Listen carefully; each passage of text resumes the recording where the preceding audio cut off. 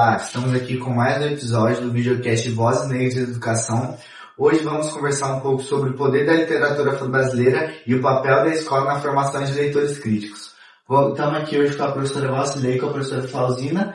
Como é de costume, queria que vocês começassem se apresentando um pouquinho, falar um pouco sobre vocês. Pode ser você. Eu me chamo Valcilei, sou licenciada em letras, com ênfase em inglês. Eu atuo há aproximadamente 10 anos. Foda. Eu sou Flauzina, né? Sou professora de língua portuguesa e literatura. Estou na educação há mais de 20 anos, nem sempre na sala de aula, mas sempre envolvida com os alunos e com a escola. Minha formação também é letras, assim como a professora Val, né? Uhum. Com ênfase em inglês, embora eu nunca tenha dado aula de inglês e não pretenda. Bom, pra gente iniciar a conversa, assim, vamos ter uma pergunta iniciadora, assim. Qual foi a relação de vocês com a leitura, assim, na vida? Principalmente na infância, na juventude, sim. Em tudo. Certo. Eu venho de uma família que não tinha leitores. Eu venho de uma família de mãe solo, com dificuldades econômicas, então ler livros não tinha na minha casa. Porém, a minha mãe, ela sempre foi muito preocupada em que nenhuma de nós ficássemos sem estudo. Então ela não deixava voltar à aula, ela não deixava ficar sem fazer atividade, mas ler não era a nossa prioridade em casa. Então eu passei a ler já como adulta. E o meu primeiro, não sei se você perguntou no primeiro livro, mas pode falar. Um livro que eu não me esqueço, que foi escrito por professores e que talvez tenha sido a base assim, da minha vontade de ensinar, e também fala de uma professora, foi 100 Noites Tapuias. Não sei se vocês têm ideia desse livro, mas ele conta a história de um indígena, era uma tribo, e ele foi sequestrado, e a professora também. E essa professora cuidou dele durante esse período e contava histórias para ele diferentes durante 100 noites. E esse livro foi muito impactante assim para mim, porque primeiro eu pude ver um pouco do indígena, porque a gente tem uma visão, uma mentalidade assim, que todo mundo é igual, que é aquele desenho que a gente vê nos livros, e esse livro me fez ver os indígenas como pessoas reais, assim, foi muito importante para mim esse livro. Eu também venho de uma família que tinha poucos leitores. A minha mãe nunca frequentou uma escola. A única coisa que ela fazia era assinar o próprio nome, que ela aprendeu. Eu lembro da minha mãe aprendendo a assinar o nome quando eu estava aprendendo a escrever também, porque ela se sentia, qual seria a palavra? Talvez intimidada quando ela ia nos lugares, e como ela não assinava, ela tinha que pôr o dedo. Envergonhada. Ela se sentia envergonhada com isso. O meu pai estudou só os anos primários, assim, ele sempre trabalhava fora, viajando. Então, na minha infância, eu lembro muito da minha mãe e o meu pai. Ele havia sido casado uma vez já.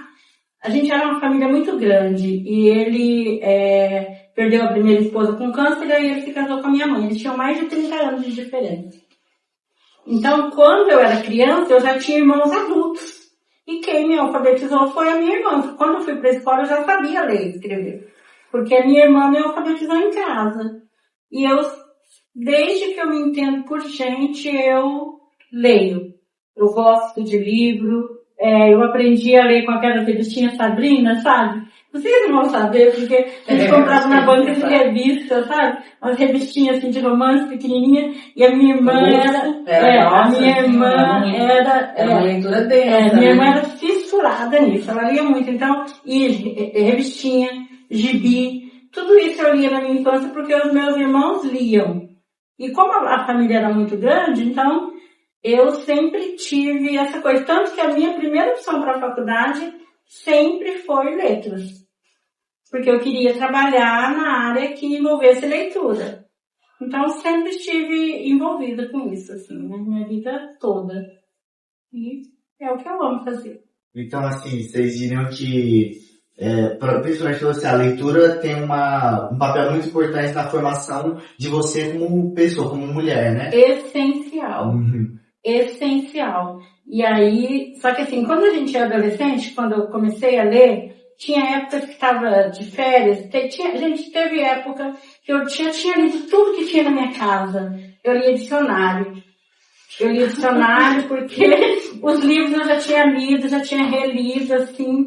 E queria ler. Eu só queria ler alguma coisa. Essas revistinhas de banca, igual a Val falou, tinha umas que são super densas, realmente, os livrinhos grossos, assim, com 300 páginas e tal. Os de 100 e pouco eu lia num dia. Sabe? Então, assim, a leitura pra mim, ela foi essencial e mudou, assim, a minha visão de vida. De vir de uma família que tinha pouca escolaridade, assim, né? Alfabetização, né? Praticamente os pais a nível de alfabetização só. E o meu pai, embora ele não tivesse muito presente, que ele viajava, viajando, porque tinha um monte de criança para ele alimentar, né? Ele sempre falava que a gente tinha que estudar. Que a única coisa que ele podia dar pra gente era o estudo, e a gente tinha que estudar. Então, eu sempre ouvi muito isso. Então, eu gostava muito da escola. E eu sempre li. Então, às vezes eu fico assim, né, dos alunos, pessoal, tem que ler, vamos ler. Hoje em dia se lê tão pouco, né? Hoje em dia é muito raro.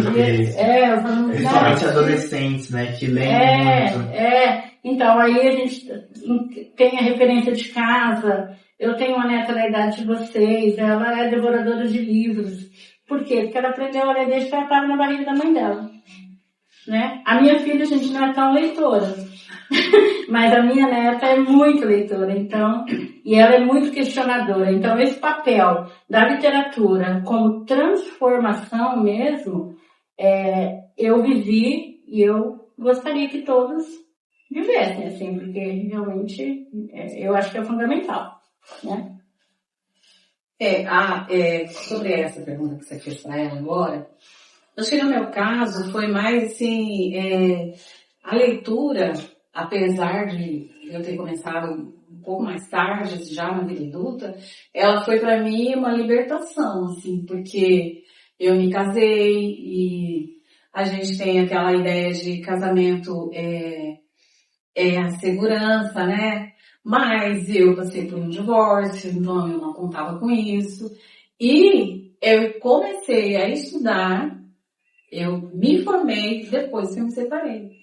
Então eu me formei em letras, isso aí une a leitura, né? Uhum. Mas essa foi a minha independência e assim, o que me conduz. Eu acho que nós, vocês são de uma outra geração, mas a nossa geração era muito assim, confiava muito de que tudo ia dar certo com aquele marido ou com aquela família, e não é assim a vida. A gente tem que se preparar para as coisas ruins. Então hoje, por exemplo, na sala de aula, quando eu observo uma aluna com essa tendência de pensar que ela vai se casar e vai dar tudo certo, eu acho que eu estou mudando de assunto, não sei, mas eu acho importante deixar os meus alunos certos de que eles precisam ser donos da história deles. Assim como eu, embora tardiamente, tomei essa decisão. Eu poderia ter sido eu tomei essa decisão.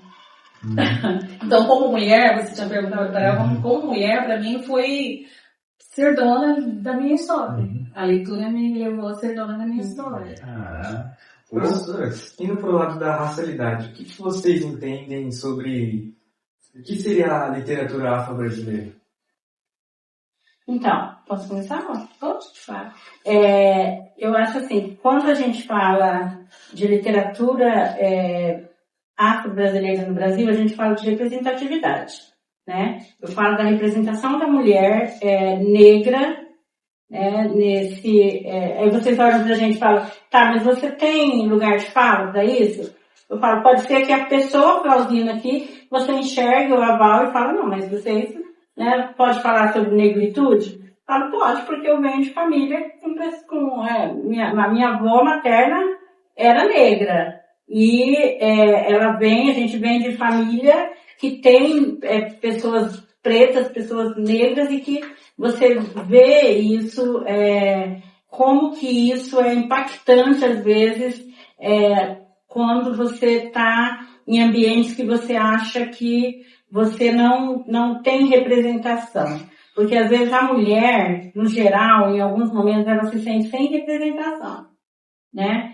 E aí quando você é mulher e você é negra, e aí sim você vive coisas que às vezes as outras mulheres ou as outras pessoas elas não veem. Então, quando a gente vai para o viés da literatura, vamos falar de uma autora só, vou falar depois, de repente a Val tem outras autoras, outras situações para contar. Você vê a história de Carolina Maria de Jesus, que é uma representação na literatura afro-brasileira, né?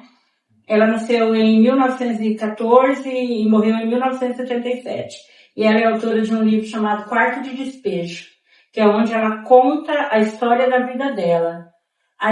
E essa mulher, embora ela tenha chegado em um nível assim, até foi conhecida enquanto viva ainda, gente, ela passou por tanta coisa na vida, de humilhação, assim, pelo simples fato dela ser negra, dela não ter uma escolaridade, dela ter que trabalhar como empregada doméstica na casa das pessoas. E aí, inclusive, uma das pessoas, dos homens que ela trabalhou nas casas, foi quem descobriu o diário dela e que depois publicou isso, né, no livro Quarto de Despejo. Mesmo ela vivendo uma certa fama ainda em vida, ela morreu na pobreza. Ela morreu na pobreza. Não tem valor. Sim, sabe? Então, de repente, se fosse uma história de uma outra mulher branca, poderia ter sido diferente, às vezes a gente pensa. Poderia ter vendido. Poderia ter. Eu acho que ela teve mais fama depois, que hoje a gente, quando vai falar em representatividade, que a gente dá aula na escola, eu estava trabalhando com isso numa outra escola onde eu trabalho leitura e produção de texto, trabalhando sobre representatividade e trabalhando com a escrita da Carolina Maria de Jesus e da Conceição Evaristo, que são duas mulheres assim excepcionais. Conceição Evaristo ainda é viva, né? E Carolina Maria de Jesus, infelizmente, ela morreu no que seria jovem, tinha 60 e poucos anos. Hoje em dia, a gente vê o tanto a gente pode viver, né? Então, porque ela teve uma vida muito dura. Então, eu acho que esse contexto ele vem mudando, mas ainda assim a questão dessa literatura ainda é um pouco marginalizada, sabe? Acho que ainda não está no ponto, né? Eu confesso para vocês que quando eu li a pauta desse podcast, eu percebi que eu tenho que trabalhar, meu trabalho precisa ser mais robusto com respeito a isso, né? Porque eu trabalhei filmes, vídeos, mas eu não foquei assim na literatura afro-brasileira que conta histórias de mulheres que são escritas por mulheres negras e contam histórias de mulheres negras, né? Com o intuito de ajudar os meus alunos a verem que eles podem, que existe uma força por trás da dor, do sofrimento, porque isso aí é claro, né? Todo mundo fala da escravidão, do sofrimento, mas existe também o outro lado, que é o lado da resiliência, da força da mulher negra, da força do negro, da raça negra, né? Então, ajudar os alunos a entender a importância que não é muito dentro do nosso currículo escolar, vamos falar assim, né? Não se dá importância, essa é a importância que a gente quer dar. Então, ajudar meus alunos a entender a importância de que isso faça parte da nossa história, do nosso ensino, da aprendizagem, né? Então, quando olhei essa pauta, eu falei, gente, eu não tô fazendo nada disso, será? Então, eu olhei eu vi com esse olhar e acho que preciso melhorar E acho que a escola precisa dar um foco nisso aí. Porque até os alunos, hoje estava falando mais ou menos sobre isso, até os alunos não sabem falar sobre racismo. E eles se ofendem com coisa que se fica, ué, mas a gente tá falando exatamente para acabar esse medo de falar, esse tabu. Mas alguns se ofendem. Então, assim, os alunos não estão conseguindo conversar sobre racismo. Alguns, né? Eu dou aula. Vocês acham que, mesmo sendo uma pauta mais discutida, você acha que ainda falta um pouco de letramento racial? Falta. Principalmente em casa também, né? E aí a gente vê na escola, por exemplo, você trabalha com, vamos tentar mostrar para as crianças, para os adolescentes, como que é essa questão do racismo no geral, né? Não só quando a gente fala da mulher. Porque a mulher tem tantas coisas junto com isso, que você tem que começar a trabalhar a força dela de alguma forma. Aí você vai trabalhar a questão de racismo, vocês veem na sala de aula as brincadeiras que o próprio aluno preto faz com o outro e que ele aceita do colega. Né? Tipo, chamar de macaco, chamar de... gente, é muita coisa que a gente ouve. E eu confesso que eu ainda hoje, com tantos anos na sala de aula, ainda fico chocada, às vezes, com o que se diz. Isso é uma coisa que a professora Kézia falou muito, ela falou bastante sobre isso no outro episódio. Dá uma conferida no outro episódio. Ela falou que, como professora, ao decorrer dos anos, mesmo passando no quadro ali, ela treinou o ouvido dela para escutar o que está falando, porque ela já escutou tanto absurdo na sala de aula que chega a ser cômico. Então hoje mesmo eu estava em uma sala e os dois meninos de brincadeira, os dois negros, e aí a gente para com isso, fica, não, professora, a gente já está acostumado, a gente só está brincando. Eu falei, não, mas isso não é falta de brincadeira, isso não é brincadeira. Enquanto você está levando na brincadeira, vai chegar lá, quando você começar a trabalhar, a criança começar a trabalhar, o adolescente começar a trabalhar, em outras vivências, ele vai ser... não vai ser mais brincadeira. Não, e assim, ele vai ser insultado e vai achar que isso é uma coisa normal. Vai normalizando uma coisa que não é. Entendeu? Eu acho que aí entra também a consciência do que a pessoa é. Eu perguntei para uma aluna assim, como você se declara? Primeiro ela falou parda. Eu falei assim, mas porque está escrito no seu registro?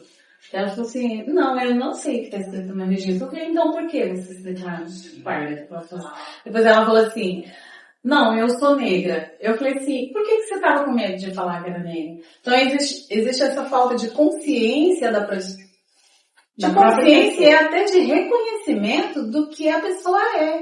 Porque falta esse letramento aí em casa. Uhum. Então, mas assim, é que eu penso, pelo menos, que ter esse letramento em casa é mais difícil dele ser mais efetivo. Porque, por exemplo, mesmo hoje em dia, a gente tem muitos pais muito conservadores, né? Tipo, por exemplo, os pais dos pais eram muito conservadores, né? E daí falavam, por exemplo, não pode ser gay, não pode ser homossexual, não pode ter essas coisas, entende? Então acho que, e mesmo muito tempo depois, isso ainda tá meio enraizado na educação de casa, principalmente no Brasil. Eu vejo muito isso no Brasil. É mais uma prática tipo de reprodução, porque quando é uma criança, ela ouve o pai falando e basta e ela acredita que isso é certo, então passa para outras pessoas. Assim, fazendo tipo um efeito manada. Uma pessoa passa para outra, e cada uma que recebe esse ensinamento em casa, ela vai repassando assim, para pessoa, até de pai para filho. Então, mas como que você acaba com isso? Boa pergunta. É muito mais difícil. Porque, querendo ou não, por exemplo, a educação tá em todo lugar, querendo ou não. Mas o pai, ele educa o filho com aquilo que ele sabe, com aquilo que foi ensinado para ele. Então, não tem como você mudar, por exemplo, vamos supor, um senhor, né, de 70 e poucos anos.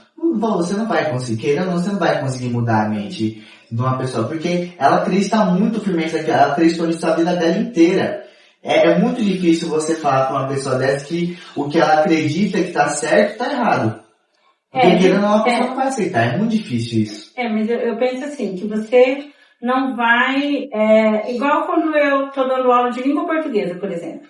Aí eu tô ensinando o básico, assim, como você não vai, eu não digo pra mim fazer, eu digo pra eu fazer. Mas o seu avô, ele fala pra mim fazer, ele fala, você vai corrigir o seu avô? Você não vai corrigir o seu avô, não é? Porque ele já tá velhinho, ele já viveu toda a vida dele, ou seja, aquilo que ele que ele não aprendeu, que não foi do desenvolvimento dele, da vida dele, isso, né? Não tem por que você chegar lá e mudar isso.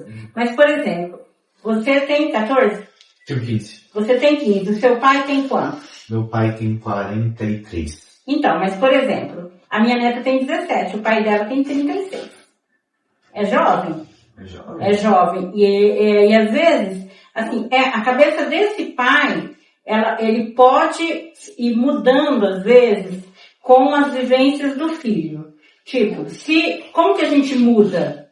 Como que a gente muda alguns tipos de pensamento? A gente muda através da leitura.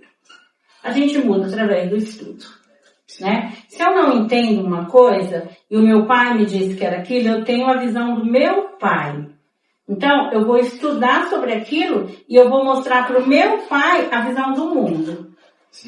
Entendeu? Como que aquilo pode ser visto de outras maneiras, né? Tipo, qual que o meu filho é homossexual, não posso aceitar isso. Mas por que eu não posso aceitar isso? Quem que vai estar vivendo aquela vida, não é? Porque foi ensinado pra ele que é errado. Mas assim, foi ensinado pra ele que é errado. Mas aí você vai mostrar pra ele, enquanto filho, que aquilo que você assim, tipo, eu não escolhi, né? Eu acredito que isso a pessoa não escolhe. A orientação sexual dela é essa, né? Ela é homossexual. O pai, gente, por mais que ele brigue lá com você e fala que não pode, vai te levar pra igreja pra você acabar com isso, que não sei o quê, ele tem amor pelo filho. Mas não tem como não amar, né? Então, ele tem amor pelo filho. Então, eu acho que assim, a partir do momento que ele começa a enxergar aquilo, não como um problema, uma deficiência, que aquilo não vai tornar o filho dele um bandido, ou não vai prejudicar o filho, nem a filha, né, gente? Nem a filha, tipo, a menina gosta de outra menina, tá? Então isso vai mudar quem ela é na essência? Não vai mudar. Então, em algum momento ele vai entender isso. A gente tá fugindo, né? Bem mas quando eu falo de reconhecimento, eu falo de conversar a respeito. O que acontece, por exemplo, na minha infância, eu sempre fui chamada de morena. Mas a minha mãe chamava o pãozinho de moreno também. Eu prefiro o pão moreninho. Então não era pra mim não me explicava, embora isso não me ofendesse, mas não me explicava não era a minha raça, não era a minha, como que eu falo? Não explicava a força da minha cor. Né? Agora, é que nem essa menina que eu citei, é como se falasse, eu já li isso e eu também concordo, é como se mascarasse a raiz, sim, como se quisesse passar uma demão de tinta em cima para a pessoa não se reconhecer. Então, às vezes na sala de aula, esse aqui, não, professora, ele é escuro. Não, escuro não é a identidade dele. Claro, é escuro, né? Então, eu acho que o que falta, quando eu falei de reconhecimento, falta em casa, os pais não ensinar, mas mostrar que, você nasceu de um pai preto, de uma mãe branca. Você nasceu de um pai índio, de uma mãe preta. Então, assim, mostrar pra criança de onde que ela veio, qual é a raiz dela. Eu acho que isso daria força pra criança falar, não, eu sou. Essa menina que eu fiquei assim, não chocada, mas eu fiquei com pena dela. Não não consegui se reconhecer negra, porque ela é negra. Eu acho que às vezes quando é menina, pra mim, toca muito, assim, quando é menina, que tem essa coisa, assim, às vezes, esse medo, sabe? Falo, não, filha, você pode tudo. Você pode fazer o que você quiser. Olha, a sua cor não te impede de nada. O fato de você ser mulher não te Porque impede aí de nada. completa o nosso serviço como professora. Ela vem em casa sabendo que aqui eu vou falar pra ela, ó. Aí dá esse empoderamento que a gente fala agora, né? A palavra. Então, aqui o professor vai dar esse empoderamento. Não, você pode, você faz. A Conceição fez, a Caminho de Jesus fez, né? Então, completo o nosso serviço. Acho que falta um pouquinho de sensibilidade da família, de mostrar, olha, você veio daqui.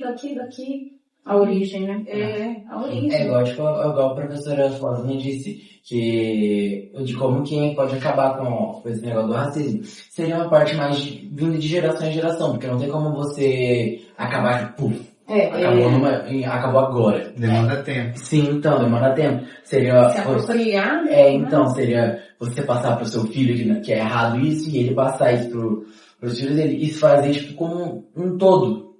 E seria passando esse ensinamento que é errado, esse tipo de piada. Você tá falando do outro lado agora, né? Que é o pai ensinar a não aceitar o racismo. Então, exato. Aí vai muito mais só ensinar isso pra uma criança negra. E assim também uma criança branca. Quem mais faz esses ataques são as pessoas brancas.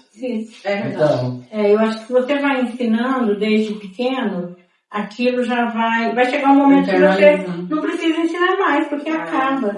Eu espero ainda ver um momento que não falar mais de cor, não se falar mais de cor, que a cor não seja mais determinante, que a menina não perca o emprego, aliás, tenha um subemprego por causa da cor dela, que ganhe menos, esse tipo de coisa que a gente vem batalhando assim na educação há muito tempo.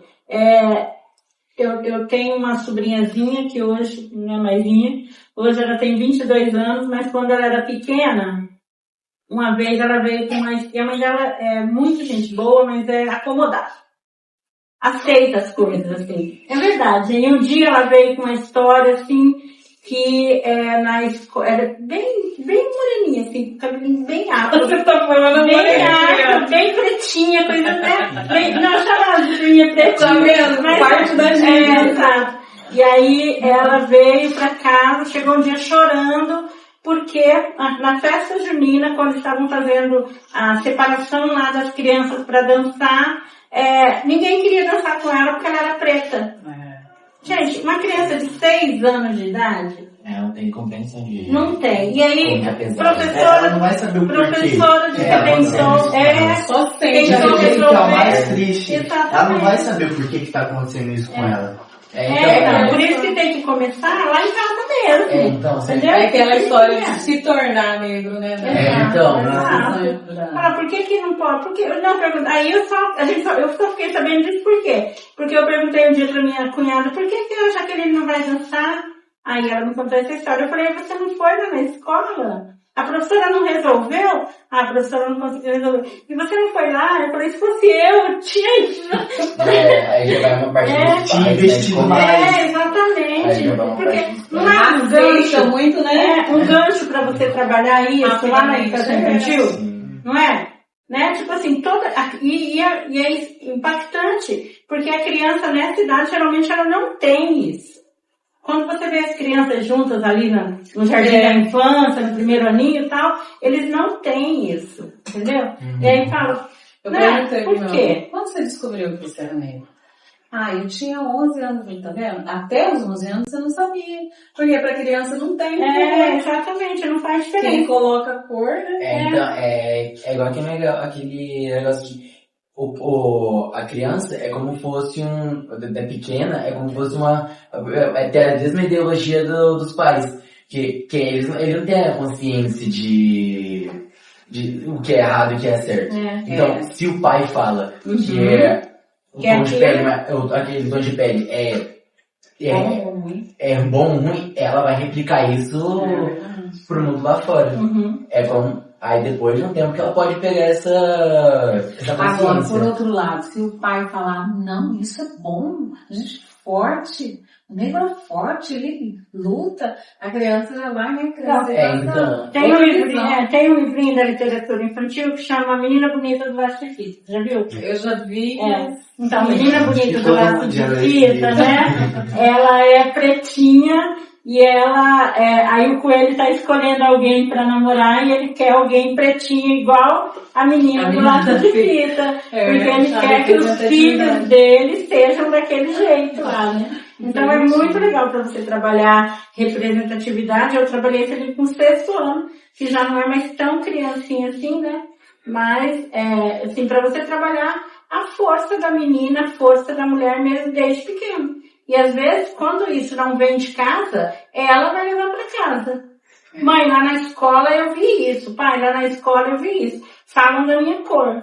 Verdade. Como uma coisa boa, como uma coisa bonita, como uma coisa que não vai me Que tem valor, né? Então acho que é o papel da escola junto com o papel da literatura junto com a escola é determinante, assim. É determinante. Então, vocês estão falando muito sobre o que vocês trabalham na sala de aula, o que vocês gostam, o que vocês queriam ter feito diferente, né? Se você fosse professora. Queria saber como que é para vocês hoje ser professora de língua portuguesa, professoras negras na escola pública, hoje em dia. Hoje em dia a escola é um desafio, né? Mas você está perguntando com foco nisso, né? Com foco nisso, com trabalho nisso. Como você se sente? Eu acho que a gente aprendeu a se posicionar. Por mais que haja desafios, empecilhos, mas a gente aprendeu de uns tempos pra cá também, não foi sendo você que está na escola, na educação há mais tempo, mas a gente aprendeu a se posicionar. Por exemplo, esse podcast aqui é um posicionamento. Sim. Eu não conseguiria ver isso aqui há um tempo atrás. Discutido, feito, como um projeto de um professor e levado a sério. Conduzido por alunos. Conduzido por alunos. Que não são, em sua maioria, negros. Porque, por exemplo, de não ser negro, mas, essa questão só o negro tem que falar sobre racismo, não. Isso também é um papel do branco. Que, querendo ou não, foi culpa nossa, né? A questão também da reparação, né? Mas, tem até uma frase que eu esqueci de quem é, mas fala que no Brasil hoje não basta só não ser racista. Precisa ser antirracista. E é isso que a gente pensa. Assim, pra gente tem que ser assim. A educação, ela é papel não, ela é uma etapa, qual é a palavra? Uma questão que acompanha a vida da criança desde pequeno e que, assim, você vai colocando na escola muitas coisas que a gente traz de casa. Às vezes fala assim, igual você perguntou, né? Como que a gente vê a educação nos dias de hoje, né? A escola pública no dia de hoje. Na escola pública, a gente que trabalha na área da educação e que pode trabalhar com essas questões de representatividade, eu acho que de forma mais aberta e mais determinante do que na escola particular. Trabalhei pouco em escolas particulares, mas eu acho que a escola pública é o lugar da mudança, assim. É onde a criança e o adolescente, eles têm mais lugar de fala, de se colocar, de se mostrar mesmo. Às vezes pra gente que é professora, é complicado, assim, em alguns momentos e tal, porque às vezes você olha assim, eu não sei se você sente isso, mas às vezes parece que você fala assim, eu não vou dar conta disso. Você já está ali há tanto tempo e aí mesmo assim às vezes você fala, eu não vou dar conta disso, né? E aí mas é um momento, é 1 minuto. né? Assim, um momento que o negócio tá mais assim, naqueles dias que você não tá bem mesmo, e aí você fala, não, eu posso ser determinante para uma pessoa dessa sala. Para uma menina ou para um menino dessa sala, eu posso ser determinante, porque a coisa a inspiração, a coisa mais legal pra gente assim, que é professor, é quando você encontra um aluno um tempo depois em algum lugar e ele fala: você foi determinante para mim. Você mudou a minha vida, né?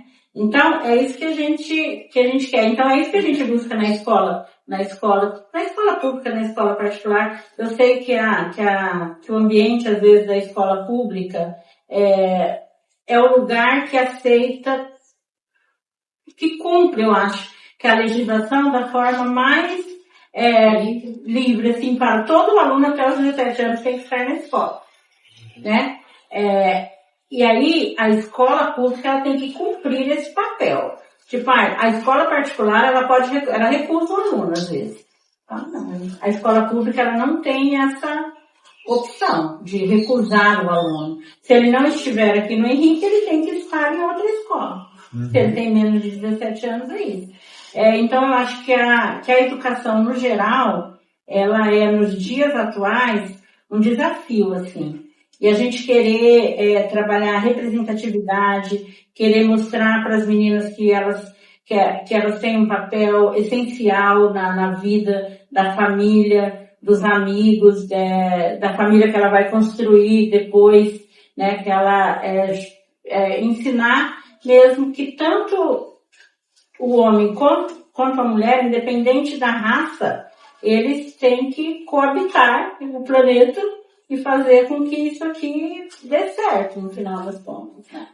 Aí, se você pensa em muitos autores, assim, não só em mulheres, mas se você olha a imagem, por exemplo, do Machado de Assis, que na minha opinião é o maior escritor brasileiro que já existiu, né? Ele viveu lá no final do século XIX, começo do século XX. Ele, quando você olha a imagem mesmo, ele era preto, era filho de escravos, né? A imagem do Machado, eles vão embranquecendo. Você olha fotos dele no começo, que mostra ele bem preto. E depois, algumas fotos vem branco. Machado nunca foi branco, né? Então, às vezes, aí o cara, ele foi o fundador da Academia Brasileira de Letras, né? A cadeira número 1. Então, você pensa na importância dessa pessoa, na representação que ela tinha para todas as pessoas negras desse país. E aí a história vai fazendo dele uma pessoa quase branca. Quase não se diz mais que Machado era preto, era filho de escravo e tal, essas coisas. E aí isso vai influenciando todas as gerações, assim. Dessa coisa de pensar que a pessoa ela é menor por causa da cor da pele. Acho que já foi, né? Pelo menos tem que melhorar. Tem que ir excluindo isso da vida. Falando a respeito desse lugar, né? Que é de inspiração, uma ocasião, uma aluninha falou assim: professora, agora eu vou deixar meu cabelo livre. Agora eu vou deixar meu cabelo livre, igual o seu.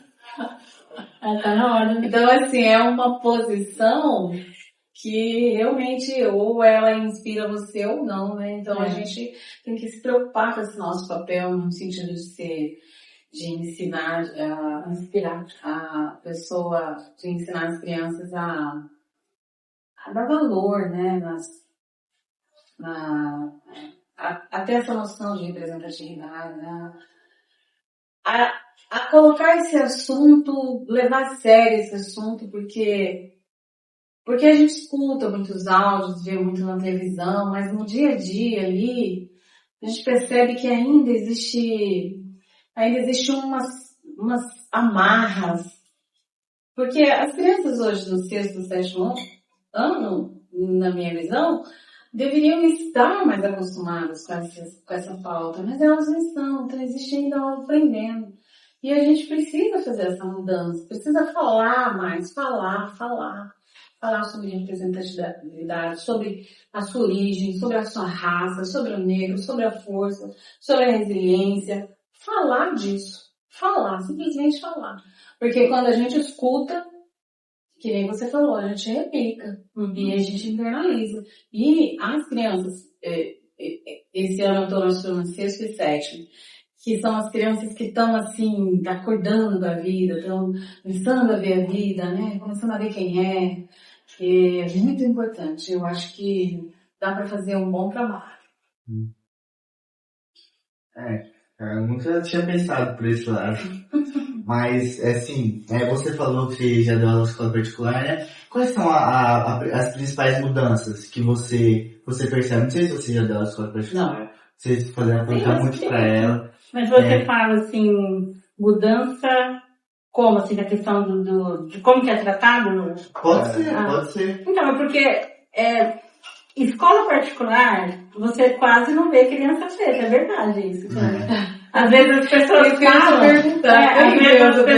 falam, e você não acredita, né? Não, isso aí é nada. Mas é verdade, você quase não vê criança preta na escola particular. Não, são poucos. E pelo menos no tempo nas escolas que eu trabalhei, era muito focada naquela questão de, eles têm um conteúdo fechado, assim, que você trabalha. Você já recebe, pelo menos não é nessas, você já recebe o seu planejamento pronto.